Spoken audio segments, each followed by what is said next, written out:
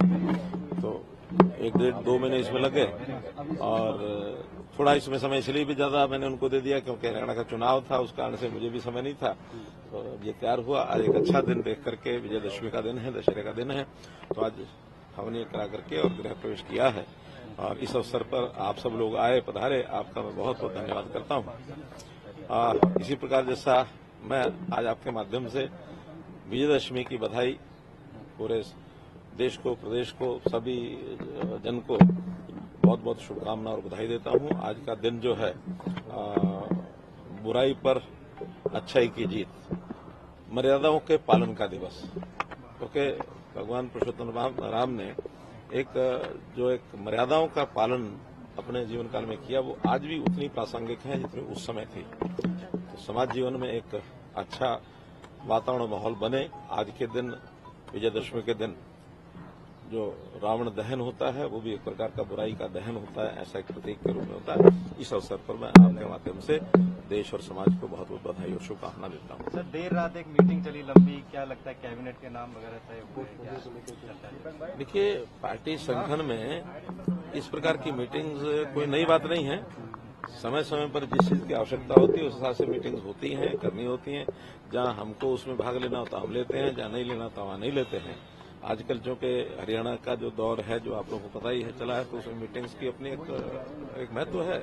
तो उस मीटिंग की जो सारी बातें हैं वो जब कोई चीज निर्णय होगा तो आपके सामने बताएंगे।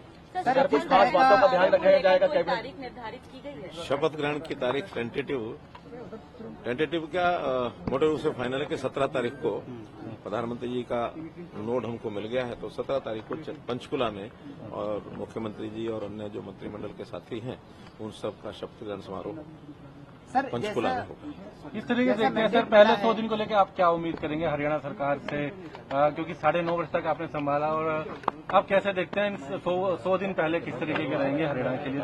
जो संकल्प रखे गए थे बीच, उसको लेकर के भी किस तरह की उम्मीदें करते हैं? देखिए, सरकार जब भी होती है, जब भी बनती है, तो उस समय ये सारी चीजें मुख्यमंत्री का अपना प्रेरोगेटिव होता है। मुख्यमंत्री अपनी टीम के साथ बैठ करके विचार करते हैं और आगे वो किस प्रकार की योजना बनाएंगे। जनहित में जनता की अपेक्षाएं होती हैं, तो जनता की अपेक्षाओं को पूरा करने के लिए बहुत चीजें ऐसी होती हैं जो पहले चल रही होती हैं, उनको पूर्ण करना, बहुत ऐसे नए संकल्प लिए जाते हैं। संकल्प पत्र भी जारी हुआ है, उसके अनुसार जब भी वो बैठ करके तय करेंगे अपने पहले मंत्रिमंडल की बैठक में, मुझे लगता है जरूर कोई ना कोई विचार वो आपको देंगे। और जो वो देंगे, मान के चलना है कि भारतीय जनता पार्टी की परंपरा रही है, जो कहा है सो किया है, और जो किया है वही बताया है। तो इस नाते से जो बताएंगे मुख्यमंत्री जी बताएंगे। नायब तरीके से कहा गया था कि शपथ बाद में लेंगे, पहले रिजल्ट घोषित करेंगे, और वैसा ही करने जा रहे हैं। अब ये तो मुख्यमंत्री बताएंगे। सर, दिल्ली चुनाव पर कितना असर पड़ेगा? 3 महीने बाद दिल्ली में चुनाव है, हरियाणा सटा हुआ है पूरा। पड़ना चाहिए, इसका प्रभाव पड़ना चाहिए। कारण यह है कि कोई भी चुनाव अपने आप में एक सोलिटरी इवेंट नहीं होती। उसका जो प्रभाव होता है वो किसी प्रकार का भी परिणाम हो, वो जिस प्रदेश में, जिस क्षेत्र में चुनाव वहां तो होता ही है, आसपास भी उसका पड़ता है, देश भर में पड़ता है। तो जिस प्रकार से हमारे जो विपक्ष के नेता बड़े नाद होकर, मुंह चौपड़ी करके और तैयार बैठे थे कि मैं तो अगला प्रधानमंत्री बनने वाला हूं, वो हवा तो खिस गई। नहीं, देश के विपक्ष के नेता वो प्रधानमंत्री बनने की भी तैयारियां अभी भी लगे हुए थे, तो उनका तो सफाया हो गया उन उम्मीदों का।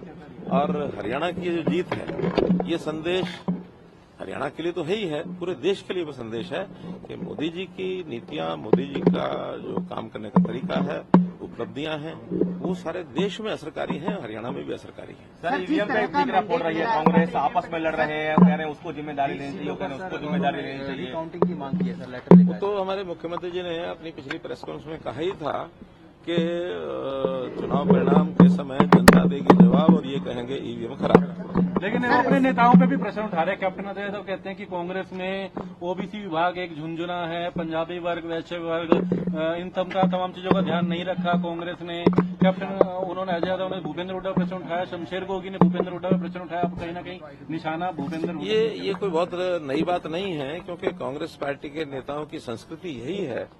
वो संस्कृति का उपयोग निरंतर सब करते हैं, कोई इधर का करता है, कोई उधर का करता है, वो लगातार लगे रहते हैं। केवल एक नाम लेने की आवश्यकता नहीं है, सभी नेता इसी प्रकार से एक दूसरे को कटघरे में खड़ा करते हैं। और ये एक सबसे बड़ा कारण है कि जो भारतीय जनता पार्टी की फेवर करता है। सर एक सवाल है, सर सरकार को जिस तरह का सर सरकार को जिस तरह का मैंडेट मिला है, क्या कैबिनेट का स्वरूप इस बार बदला हुआ नजर आएगा?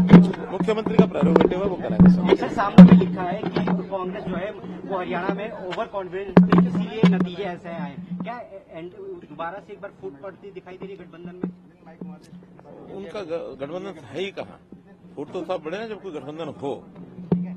आखिर उसी गठबंधन में वो एक दूसरे का सहयोग मांगते हुए और अलायंस करते हुए नजर आए। वहीं फिर एक दूसरे ने नकारा और पार्टियों ने ये भी नारा दिया कि उनकी जो सहयोगी पार्टियां और जो जिसके साथ गठबंधन करने की बात वो करते रहे कि भी सनम डूबेंगे, खुद अकेले डूबेंगे, तुम्हारे साथ क्यों डूबेंगे? कांग्रेस कहती है कि सनम हम तो डूबेंगे, तुम्हें साथ लेके डूबेंगे। तो वो ना साथ आगे चलने में साथी हैं, ना डूबने में साथी हैं। डूबेंगे भी अलग अलग, साथ चलेंगे तब भी अलग अलग ही रहेंगे, साथ चलने वाली स्थिति नहीं होगी।